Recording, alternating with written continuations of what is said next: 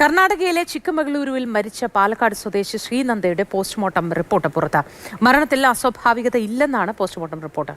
വീഴ്ച മൂലം ശരീരത്തിലുടനീളം പരുക്കുകളുണ്ട്. തലയുടെ വലതുഭാഗത്തേറ്റ ക്ഷതമാണ് മരണകാരണം.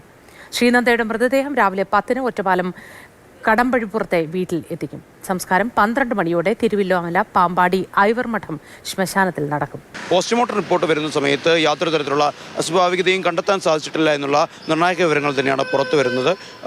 തലയിലേറ്റ ക്ഷതം അത് മുകളിൽ നിന്ന് താഴേക്ക് വീഴുന്ന സമയത്ത് സംഭവിച്ചതാണ്. അതോടൊപ്പം തന്നെ ശരീരത്തിൽ ഉണ്ടായിട്ടുള്ള പല മുറിവുകളും മുകളിൽ നിന്ന് താഴേക്ക് വീഴുന്ന സമയത്ത് ഉണ്ടായിട്ടുള്ളതാണ്. വസ്ത്രത്തിലുണ്ടായിട്ടുള്ള കീറലുകളടക്കം പല വൃക്ഷങ്ങളിലും അതോടൊപ്പം തന്നെ ചെടികളിലും തട്ടി ഉണ്ടായതാണ് എന്നുള്ള കാര്യത്തിലടക്കം കൂടുതൽ വ്യക്തത വരുന്നു. കുട്ടി ഉണ്ടായിരുന്ന സ്ഥലത്ത് നിന്ന് ഒരല്പം മാറിയാണ് മൃതദേഹം കണ്ടെത്തിയത് എന്നടക്കമുള്ള കാര്യങ്ങൾ ചൂണ്ടിക്കാണിച്ചായിരുന്നു കുടുംബത്തിൻ്റെ ഭാഗത്തു നിന്ന് ദുരൂഹത ആരോപിച്ചിരുന്നത്.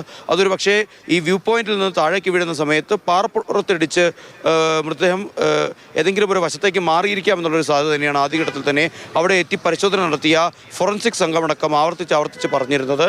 അത് കൂടുതൽ അത്തരം വാദങ്ങൾക്ക് കൂടുതൽ ശക്തി പകരുന്ന ഒരു പോസ്റ്റ്മോർട്ടം റിപ്പോർട്ട് തന്നെയാണ് വരുന്നത്.